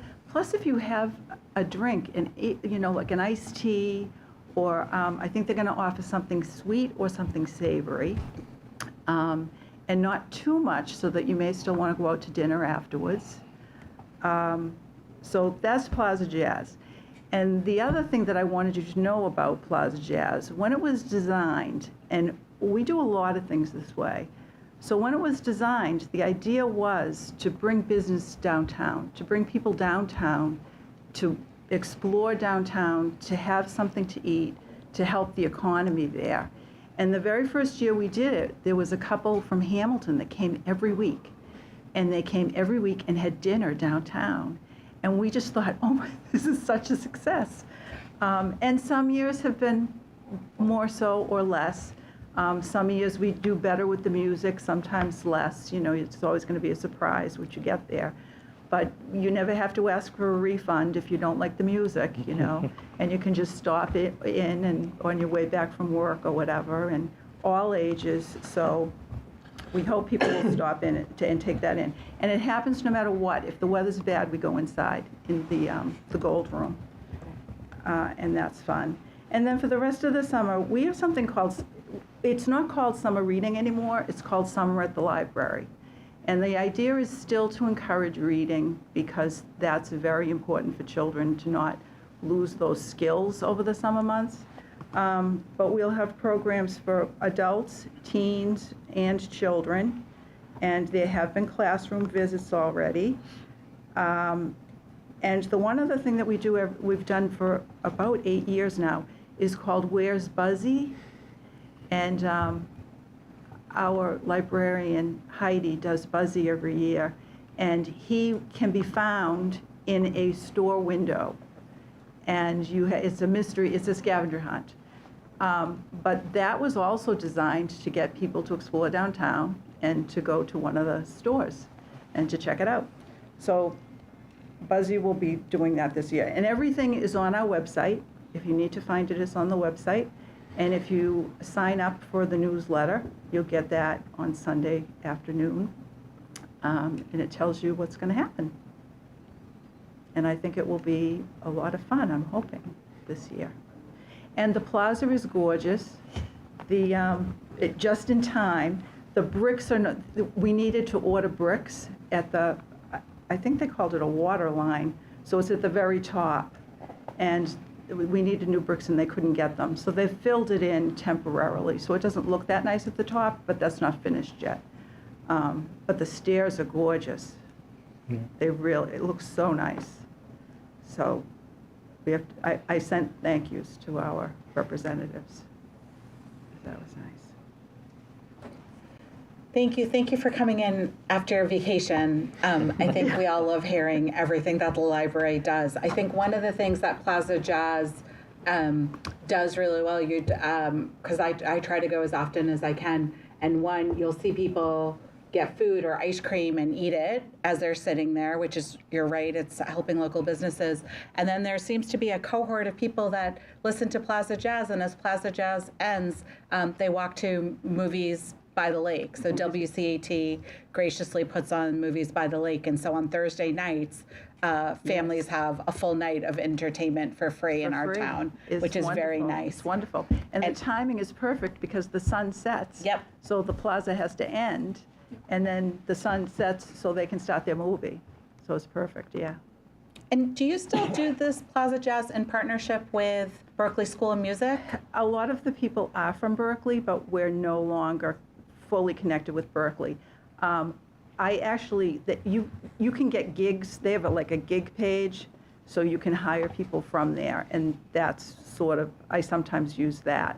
But the connection that we had with the students, we no longer have that. It sort of fell by the wayside around the pandemic. Yeah. Yeah, things changed with the students and everything. Okay, Councilor Carney. Yeah, For a while, that was a local group too that was involved, wasn't it? Yes, there are some local people who play. Yeah. And the Bridges, That's, I was thinking Audie Bridges. Yeah, so Audie Bridges' oldest son, Zach, did the sound for us for years. And it's harder than you would think, because you have to, the Friends sponsor all this too, I should say that. The Friends sponsor the entire summer program. And they bought all the sound equipment so that the students could actually get to Wakefield because they didn't have to carry all the equipment. So yeah, Zach Bridges was doing and his band will play this year. He's no longer doing the sound, but his band will play a couple of times this year, I think. Yeah, looking forward to it. Any other questions or comments? Can I just say very briefly, I'm so glad you mentioned the summer programs as well. They really are incredible, and my kids have enjoyed them for years and years, and I really commend the staff for kind of the creativity and the fun that goes into that. It's an amazing way that they really engage with kids in town, and I'm so grateful for everything that you guys do. It's very important, and the children's librarians are excellent. They really know their stuff. And we work very closely with the school department and the school librarians. And I will say, too, there have been some cutbacks, federal cutbacks, and those have affected the state. And I've been in touch with the school librarians to see if we can, put our dollars together to make up any spots where we might have lost something of value. So we're in touch with the school department there, too. Well, please come back to us if there's anything that we can help with. I will. As well. The library is one of our shining stars in town. I was there Saturday morning, and it was packed for a, sunshiny morning. Just the amount of adults and kids running around and using the services. So if there's anything we can do to help, let us know. We want people to use the services. And if we don't have a chess set, we will by the end of the week. I think we may have one. I think Steve might be able to find some in the budget too, but some money in the budget for the chess. He's probably got one in his office somewhere. Spend a lot of time playing chess. Yeah. Spend a lot of binders stacked on it. Yeah. So, okay. Well, let's roll call a motion. A motion. I got it. Move to approve the entertainment license for BB Library Plaza Jazz as presented. Second. Seconded by John Chrisley. Any further discussion? Roll call vote. Councillor Constance? Aye. Councillor Chrisley? Yes. Councillor Butler? Yes. Councillor Chines? Yes. Councillor Carney? And myself, yes. Thank you so much. Thank you. Catherine. Have a good night. You too. Item 6C, secondhand dealer renewal for Indy Clover. Madam Chair, move to approve the secondhand dealer license request as presented. Second. Second, great. Any discussion, or Steve, any information that we need to know? I think it's a unqualified success. It seems to be packed every weekend when I go down there. So people have to come in there. They're all changed. They change their stock, I guess, every week or so. And I've spoken to a lot of people that have used it and sold their stuff there, and they make little money. Everyone makes a little money. So it seems to be doing very well from what I've seen. Is it over a year? Must be, because it's coming up for renewal. Just about a year. About a year, yeah. Okay. Okay, roll call vote. Councillor Constance? Aye. Councillor Chrisley? Yes. Councillor Butler? Yes. Councillor Chines? Yes. Councillor Carney? Yes. And myself, yes. Great, thank you. A question around that. Do we have, it's a secondhand dealer license? Mm-hmm. We have a couple of them. I know we have a number of them.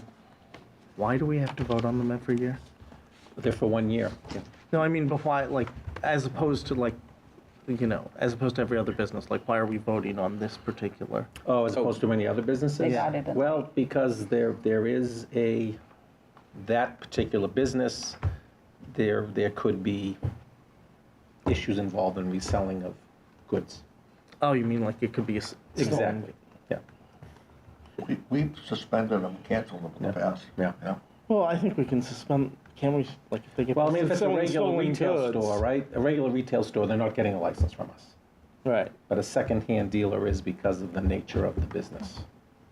Okay. It just feels like we could either do it for longer. We don't ever discuss them, but I was just like, oh, why do we do this every year with Do we decide secondhand that, or is dealers? that state who decides the I don't know whether they're more than 1 year or not, but we've always, done? 25 years, done those yearly. Yeah. Yeah, probably for that reason, like liquor license, to run through them to make sure. We're not gonna let people surf and house, but we'll let Jeffrey stay open.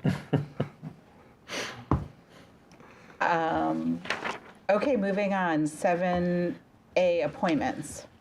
Madam Chair, move to appoint Erica Sadler to a term on the Human Rights Commission expiring April 30, 2027, and Sonia Bardwaj Patel to a term on the Human Rights Commission expiring April 30, 2026. Second. Great. Any further discussion? How full are they? Are they now full? Pardon? Does this get them full up? Sherry, do you know? I think they're close now. No. Yeah, they're close. They're definitely close. The Human Rights Commission has been doing really good recruiting, so they are close. Okay. For anybody who's listening to us, think about it. Yeah. Roll call vote. Counselor Constance? Aye. Counselor Chrisley? Yes. Counselor Butler? Yes. Counselor Chines? Yes. Counselor Carney? Yes. And myself, yes. Thank you. Thank you for the volunteers who submitted their name. And 7B, interim town administrator. Madam Chair, move to appoint Kevin Gill as the interim town administrator effective July 4th, 2025, until such time as a new town administrator is hired. Second. Second, great. And any further discussion on this? Could I just one comment? One of the things I think, I want to make sure that we're deliberate about is we do have in the current town administrator contract a set of sort of expectations for the position. I would love to just make sure that, those expectations and those, basically that job description is also available to Mr. Gill so that, he understands sort of what we expect. I think he does, given that he's been here for a while, but I think it's just important to have the same clarity in terms of, things like communication to members of the council, interactions with residents, and so forth. Yes. Councilor Carney? I know you've been putting a transition package together, Right. Steve, and that's important. And I say it's important because I think we missed a boat in the past on that. When all of a sudden you miss a boat, and the fact that the issue with the zoning and that went by the wayside and put us behind the 8 ball. But I think it's important the fact that Kevin has been your right-hand person since you started the job. So we have someone there who knows and has worked with Steve on a daily basis, and I'm sure he's going to do a great job as an interim. Thank you. I agree. So Steve, I know Kevin actually had another meeting tonight, the search committee meeting, but I'm hoping that our next couple of meetings, even before July 4th, he can join us. Yeah, he will. He plans to be here on the 23rd. yeah. Great. And then, I think for as much overlap as we can have, so the meetings, the meetings that you have, department head meetings or meetings with the chair to come up with the agenda, if I think for him to join, that would be really helpful. Absolutely. Councilor Butler. Is he taking on the interim town administrator position out of the goodness of his heart, or are we giving him something? Is there a new pay grade? How do we work that? Or we don't know yet? We haven't discussed that. I think that's what we... Oh, so that's what we're doing tonight? Yeah. Oh, yeah. No, that's what I wasn't... it seems like weird that we're voting on this, but we're not voting on what we're, if he's agreed to do it and what are we offering? I'm not on that committee, so I'm not sure what we should be offering. Well, there is money in the budget for the position, level funded from last year, which may change. Have a set amount of money. There's money in the budget for an interim. No, there's money in the budget for a town administrator starting July 1, and for an assistant. So there's money in the budget. I'm saying there's funding in the budget. Yeah, to cover whatever I you think decide. the recommendation I thought we had received was not to have him get the town administrator salary for that time frame, but that it should more likely be since it's an interim position, that it should be sort of a stipend type thing. So at least when we talked with the search firm. The search firm. Oh. They had said that was typically how it's done, because you wouldn't necessarily want it to, like, if you give, and I don't even know if it's that much of a raise, but if you create a different issue around pension and everything else. I think the issue is there is a salary set for the assistant town administrator. Right. And would that be a boost for Kevin? I would think so. Okay, so, Yes. I mean, if we've already come up with a salary, then it's only gonna, if we're gonna expect him to do the work of the assistant town administrator at least till he retires, then why would we set that? But he's already got the pay of the assistant town administrator. That's his job now. Right, does he get that salary right now? Oh, yeah, now he's, yeah. Okay, Oh, then he's set then, right? Do you want me to come back with a recommendation on that? I think I think a recommendation. I like Councillor Butler's idea of a stipend, because it's not going to be a full year, right? I think there's a way. I think we've all done this at our organizations where you kind of give somebody a stipend for helping out a short amount of time. So if we can kind of get that number, sure. It's not in the budget, right? But obviously there's the money there. But I think you won't go over budget because of that, because you'll have a salary. But I think can we maybe, and then we can, we still have one more meeting, so we can add it to the 23rd agenda. Sure. Thank you for raising that, Councillor Butler. So I do think we need to vote on Kevin. Right. Kevin appointing him interim town administrator starting July 4th. Correct. Yes. Yes. We made a motion and we seconded it. It's getting late, John. I'm not used to this. No. You only have 15 minutes left. I got to go quick. Okay. So any further discussion? Stacy, anything to add? No, nothing on this end. Okay. Roll call vote. Councillor Constance? Aye. Councillor Chrisley? Yes. Councillor Butler? Yes. Councillor Chines? Yes. Councillor Carney? Yes. And myself, yes. Great. Okay. Donations? Madam Chair, move to accept a $500 donation to the rail trail from various donors with thanks, as well as a $562 donation to the BB Library from various donors, also with thanks. Second. Okay. Any discussion? Steve, do you have an update about the rail to trail? Yeah, the rail to trail, they're going to have to do a little bit of work at the crossings, but our first section of it obviously is very close to being open. So that will probably happen late summer, fall for it officially open, but I know people are using it. So I saw them excavating stuff this morning as Why I are they drove excavating? off. Well, there's going to be, where some of the street crossings are, there's got to be some safety measures put in place. Okay. Yeah. Have they taken down the posts? I think the posts are still there until that's all done, but Well, I don't know. people can go around them. You can go around them. Yeah. I couldn't go around. Okay, roll call. Yeah, you could. Roll call vote. Councillor Constance? Ian's getting around. Yes. Councillor Chrisley? Yes. Councillor Butler? Yes. Councillor Chines? Yes. Councillor Carney? And myself, yes. Thank you to the donors. Much appreciated. Steve, we write letters to the people that we know, right? We usually do, yes. Sometimes we don't know who they are. Yeah, but for the rail to trail, that would be great. State budget update. It's in your packet, so both the state Senate and the state House have passed the main part of the budget. We did a little bit better at the end of the line, got a little bit better each time from where the governor started. The House added a little bit, and then the state Senate added a little bit. It's still, in my opinion, a meager 3.3% over last year, or a little over $373,000.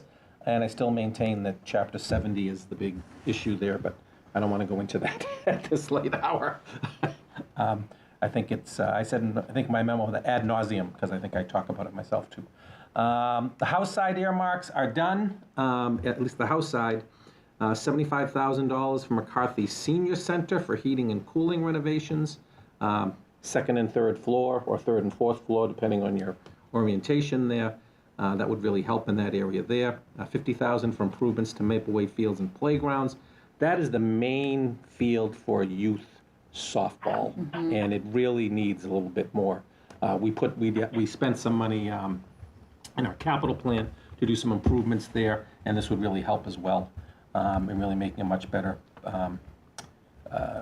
playground area for the young people that do that. $25,000 for a pollinator garden, and $20,000 for ADA accessibility upgrades to the Albion Cultural Exchange, which would more be used in the entrance area than the elevator, which is much larger subject.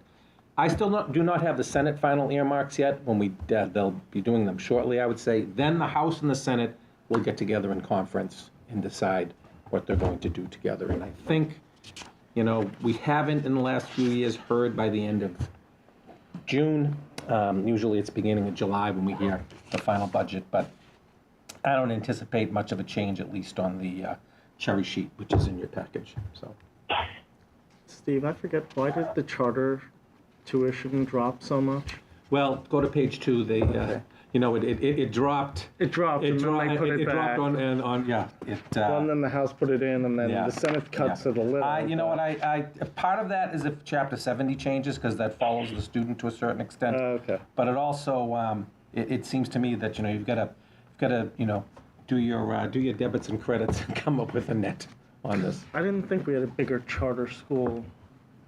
I think with the charter school, I think the issue is DESE changes the assumptions kind of as the process is going on. You don't really know until October. It's not necessarily that the formulas are different between the House and the Senate on the charter school side. It's just that the assumptions they're using kind of vary as it goes through the process. It's really very interesting to me that they're off even a little bit. I just don't quite get it, but we'll see.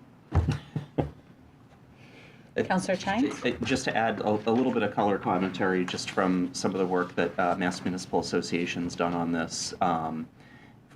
Both the House and Senate version included a pretty significant increase in the minimum student aid number. So what that is that's a dollar figure that says regardless of how the Chapter 70 formula works, the aid will go up by a certain number of dollars per pupil. That number that the House and the Senate used in their budgets was $150, which that is actually what the increase is that we're seeing on the Chapter 70 side. Per student, yeah. Per student. That is a much higher number than the House and Senate have used before.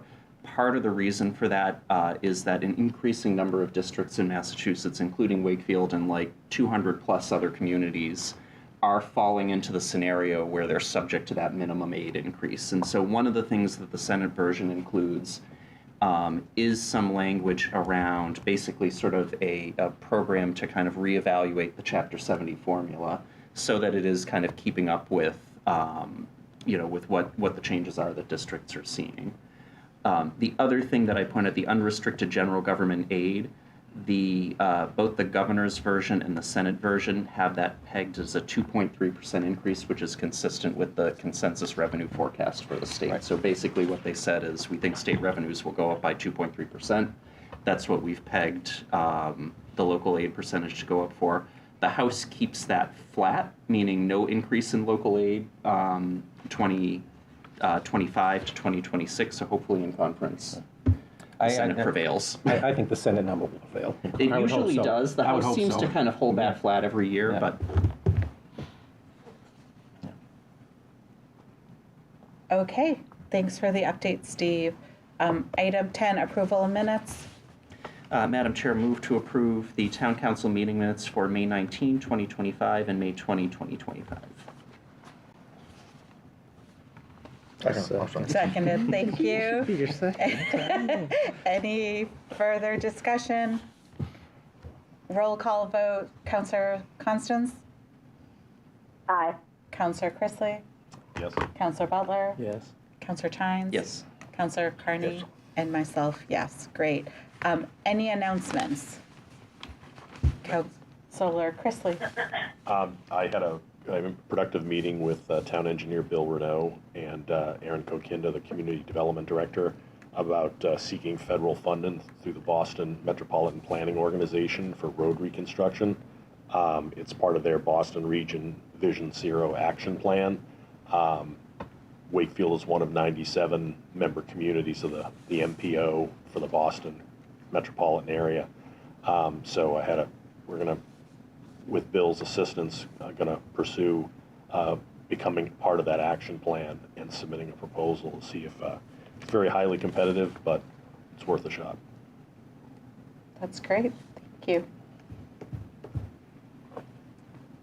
you. Counselor Carney? I just want to point out, and you may have read of it, Jamari Belmare, long jump at high school, a junior kid, I know his mother, brought the state championship to Wakefield in a long jump, and he's going to the Nationals. And I spoke to his mother, and they're planning on driving down to Philadelphia, and I was just hoping, Steve, that maybe you'd talk to the superintendent and see if maybe somehow help them out a little bit going that. And I brought that up with the fact that, 60 years ago, I was the tri-captain of the Wakefield High School's track team, and we were pretty good back then. And we just missed in the state championship. I came in second at the 440. And I bring it up because it was one of my fellow athletes was mentioned in today's 60 year ago column, and I looked it up, and it mentioned in there that I came in second in the state in the 440, but I'm in the tri-captain this whole season, and the writer for the item never mentioned me once. Okay, so I want to make that point and address that with the editor of the item, in the sense that if there's more than one John Carney in town, I want to know about it. But the fact that my name must have been in the paper, 100 times, and they never mentioned me once. So I want to make that point. Thank you. Noted. Thank you. Counselor Chines? Well, so first of all, congratulations, Counselor Carney, on your accomplishments 60 years ago. Better late than never, right? I couldn't walk it now. Just a couple of notes of congratulations as well. As Counselor Butler mentioned, as the proud parent of one of our graduates, we had our graduation ceremony for Wakefield High on Saturday. So congratulations to everyone, and it was really. I was glad to see that the rain held out, not for the graduation party Saturday afternoon, but at least for the ceremony. And so everyone had a little bit of clearing, at least for a good ceremony. So congratulations to everyone there. Also wanted to congratulate Wakefield Center Neighborhood Association for yesterday's Festival by the Lake. It was a really nice turnout and a really special day. I know they had to scramble to kind of reschedule because of the rain on Saturday. But it felt like they got the same crowd that they would have otherwise, and it was great to see so many people there. And then finally, just wanted to note the police department and fire department had their memorial ceremonies every year over the last couple of weeks. The fire department yesterday and the police department last week. And they're always really sort of special occasions, and I know a few of us were able to attend. Chair Butt made some great remarks, and just wanted to thank the police and fire relief associations for hosting those, inviting those, and really creating kind of a special occasion for a lot of the families of some of our fallen officers. Thank you. Counselor Butler. Just speaking on it, I would, mention along with Counselor Chines that the graduation ceremony, they really did a fantastic job. Hats off to Principal McLeod for making the call and I probably her and Doug Lyons moving it up an hour, which probably kept us all from getting soaked at the end of the day, at the end of graduation, and allowed the kids to mingle and take pictures and all that. It was a fantastic day, and really a great event. And I feel like we've had several great events, and I think I'll speak to Mr. Mayo's retirement ceremony that we had back at the beginning of June, which feels like months ago now. But no, it's generally these past 2 weeks have been a reason why, like, Wakefield is sort of magic and is a very wonderful place, even if it's sometimes stubborn, as am I.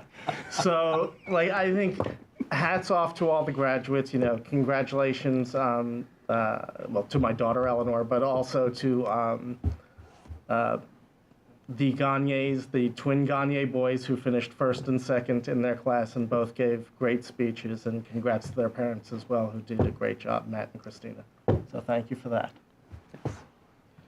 On the event parade, we're talking about events, on behalf of your former colleague, Councilor Vincent, really thank the town departments that not only in the graduation, my retirement thing, but on the rededication, did yeoman's work in getting things set up, getting them done, getting them set down. On Saturday the 31st, under the threat of rain, which really never happened, and that was really a very nice event for the town. So I do appreciate all the work that they did. And not only did they do all the work, but boy, were they with a smile on the face, they were cheerful, there was no issue about, and they are getting paid, and I get that, but they're still working a Saturday. They're taking a Saturday away from their family and things. So I do thank all the town employees that really worked on all these events in the last few days. It makes Wakefield very special. So thank you, guys. Too, it was Saturday plus Memorial Day. Plus Memorial Day. Plus, the events this weekend. Plus what they do every day. A lot of these folks have put in a lot of time. And I do feel like we've said the Pledge of Allegiance more times in the past 2 weeks than I had during my entire high school career. So. On that note, also just wanted to thank the HRC for a beautiful Pride flag raising event. And thank you, WCAT, for covering it. Actually, WCAT covered a lot of the events mentioned, and we thank them all. We thank them so much for all that they do, so people who can't attend in person can watch online or on their TV. And just adding one more event to your calendar, the HRC will be having the Juneteenth flag raising on June 18th, so the day before Juneteenth, June 18th at 6 p.m. at the Civic Center. So add that to your calendar. Stacy or Sherry, any other announcements? No, not for me. Thank you. I'm good, thank you. Okay. Item 12, matters not anticipated for the agenda. Okay, motion to adjourn. So moved. Second. Second, great. Roll call vote. Councilor Constance. Aye. Councilor Chrisley. Yes. Councilor Butler. Yes. Councilor Chines. Yes. Councilor Carney. Yes. And myself, yes. Thank you, everyone. We will see you at our next regular town council meeting on Monday, June 23rd at 7 p.m. Thank you. It's a